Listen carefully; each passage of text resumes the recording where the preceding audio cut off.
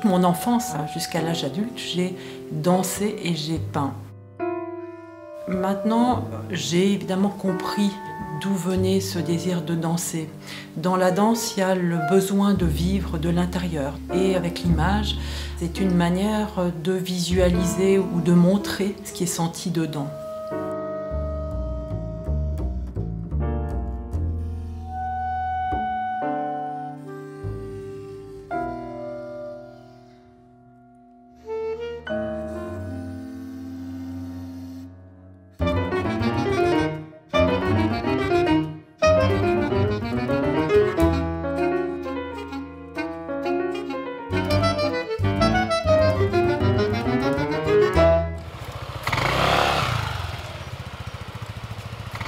J'ai commencé les Beaux-Arts à Grenoble et à un moment donné, j'ai dû choisir entre travailler dans la compagnie dans laquelle j'étais engagée pour une année et poursuivre mes études aux Beaux-Arts, puisque les deux commençaient à être un petit peu lourds dans l'emploi du temps. J'ai donc décidé de rester avec la peinture. J'étais très intriguée par l'image de soi, l'image qu'on pouvait donner, et par l'image que les autres pouvaient lire, et donc très tournée vers la figuration.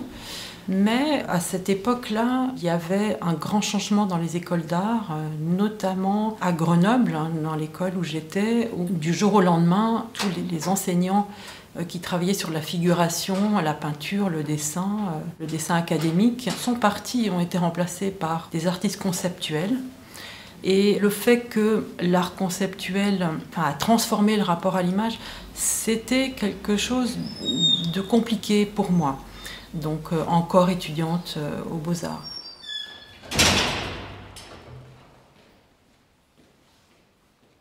Il n'y a pas de séparation finalement entre ce qui est rendu visuellement et ce qui est vécu à l'intérieur à ce moment-là pour moi.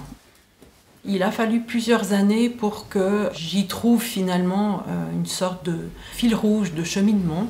Et c'est vrai que les 10 dernières années, j'ai vraiment trouvé cette manière d'unir le concept à l'image, ou en tout cas de pouvoir jouer avec les toiles et en faire des espaces d'installation vraiment.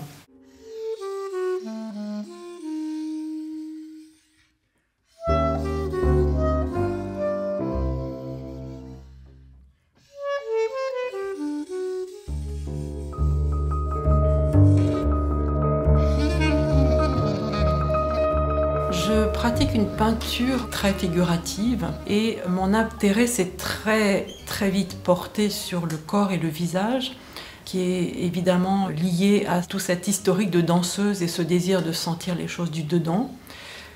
À travers la peinture figurative, j'ai pu donc mettre en image ces émotions, mais j'ai eu aussi très vite besoin d'un rapport très physique avec la peinture et notamment d'installer les choses dans l'espace pour que la personne qui regarde soit incluse, pour qu'elle soit physiquement à l'intérieur. Et donc j'ai commencé à faire très vite des formats assez monumentaux qui dépassent l'échelle humaine, et c'est aussi une manière d'entrer dans l'intimité. Donc avec les portraits notamment, on est très près, les visages font 2-3 mètres, on a dépassé une certaine limite de l'intimité, et dans l'installation, les toiles sont souvent positionnées pour qu'elles puissent permettre en fait un jeu physique avec la personne qui va entrer dans l'œuvre. Donc c'est pas juste un regard, c'est aussi une interaction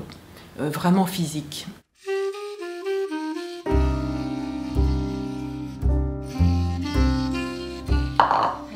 Chaque palette a son histoire en fonction de la série ou des toiles qui ont été réalisées avec. Et voilà, je collectionne les palettes. À un moment donné, j'arrête de les utiliser. Peut-être je les reprends plus tard, mais j'aime beaucoup cette collection.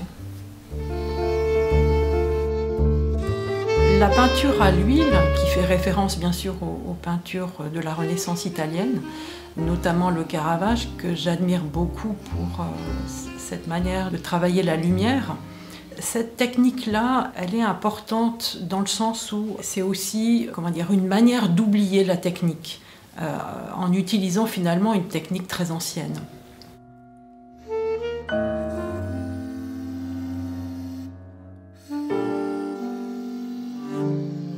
Je ne fais pas une toile unique, ou très rarement, quelques pièces qui sont des toiles uniques, isolées, hein, qui ne font pas partie d'une collection, je dirais. Mais généralement, je multiplie les images pour chaque projet.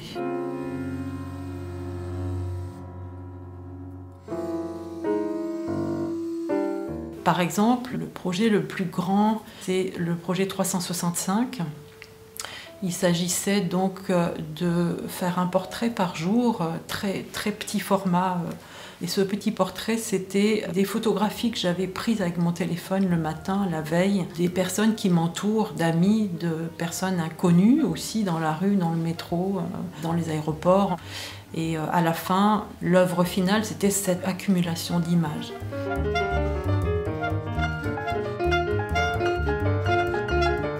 Il y a quelque chose d'un peu obsessionnel, ce besoin de produire, de multiplier, de rajouter. Et puis, il y a aussi l'idée d'affiner le concept à travers cette multiplication. Donc c'est valable pour ce projet des 365, mais c'est valable pour d'autres projets qui ont déjà démarré, qui sont en train d'évoluer et qui vont peut-être continuer jusqu'à la fin de mes jours, j'espère. Je fais référence à cette fresque infinie, qui est une accumulation de toiles juxtaposées les unes après les autres, avec une multiplication de visages et d'expressions. Et là, j'ai 7 pièces, et voilà, cette pièce va continuer à évoluer dans le temps. Chaque année, j'en produis un certain nombre, et peut-être un jour, il y en aura 100. Enfin voilà, il y a toujours cette idée que ça peut ne jamais s'arrêter.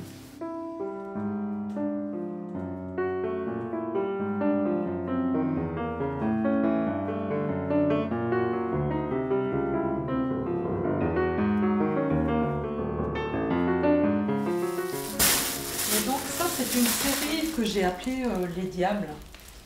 Et c'est des expressions extrêmement poussées, qui font peur, qui sont impressionnantes, où on ressent quelque chose de désagréable. Et les visages flottent complètement dans le fond, il n'y a pas de corps dessous, ce qui accentue encore cet effet. Et puis donc ça, c'était une série...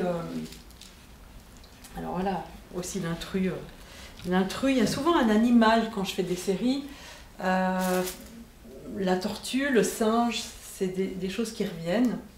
Donc le singe parce que très proche de l'homme ici, et puis on parle de singerie, hein, de grimace. Donc ça, c'est le premier de la série. Je garde toujours au premier plan cette idée d'expression qui est vraiment le cœur finalement de mes recherches.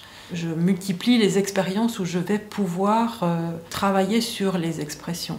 Lorsque j'ai étudié en Chine la calligraphie et la peinture chinoise, j'ai aussi travaillé l'expression des personnes qui sont de cultures différentes. Et ça, c'est aussi important dans mon travail, l'intérêt ou l'attirance de l'étranger.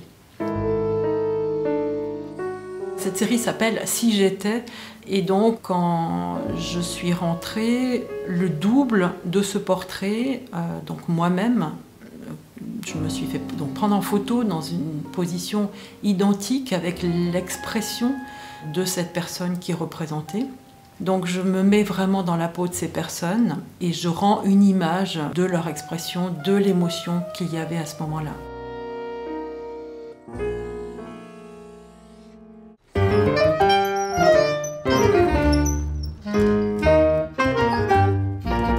Dans ma pratique, j'ai également besoin de sentir que je fabrique quelque chose avec les mains, qui est quelque chose de physique, qui correspond à une expérience technique. C'est pas pour la prouesse technique en soi, c'est dans l'aspect artisanal, je dirais, de la peinture.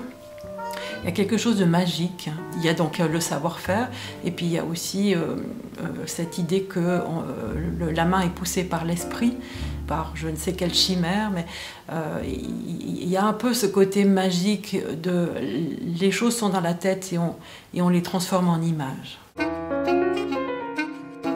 Je parle beaucoup de visages. Je montre beaucoup de visages. C'est bien sûr parce que le visage est la seule partie du corps toujours visible. Et ce visage, il est aussi le centre de la communication. C'est très riche. En tout cas, moi, j'ai le sentiment que je n'aurais jamais exploré suffisamment ce thème-là. Mais les questions que je me suis posées pour Berlin, c'est qu'est-ce que je pouvais faire pour aller au-delà de cette représentation du visage. Et c'est un petit peu pour cette raison-là que j'aimerais travailler sans le visage. Et cette production, c'est donc une série de visuels où les corps vont finalement prendre un peu le relais et le visage ne sera plus là, plus visible. C'est un peu un challenge pour moi parce que c'est rare que finalement le visage ne soit pas du tout là. Ici, il y a le corps et puis je laisse entrer un deuxième corps qui est, on va dire, le tissu au sens large, le textile. Et pour moi, dans cette production où il n'y a plus les visages, on est tout d'un coup dans un corps qui devient une forme et donc qui va vers quelque chose de plus abstrait. Et cette abstraction, elle m'intéresse parce que si je parle d'émotion, le mot émotion, c'est le terme le plus abstrait qui puisse être. Et à travers ce corps, c'est comme un peu une étape, à mes yeux, pour aller vers l'abstraction.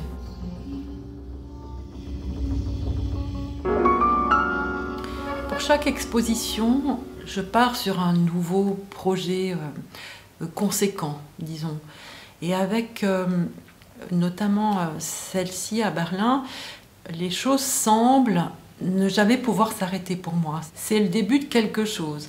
Et il y a toujours un petit moment où je me dis ah, c'est bien, là, j'ai trouvé quelque chose de complètement nouveau, complètement différent, ça m'amène là. Et il y a toujours un tout petit moment très grisant où je me dis et après, il y a quoi ? Et puis ça dure vraiment pas longtemps parce que même si je ne sais pas du tout ce qu'il y aura après, et je tiens à pas le savoir, je tiens à me laisser emporter par l'histoire, il y a quand même toujours cette confiance où je sais que ça va continuer, quoi. C'est moi qui suis pris dans l'histoire, c'est pas moi qui fais l'histoire, c'est elle qui me fait.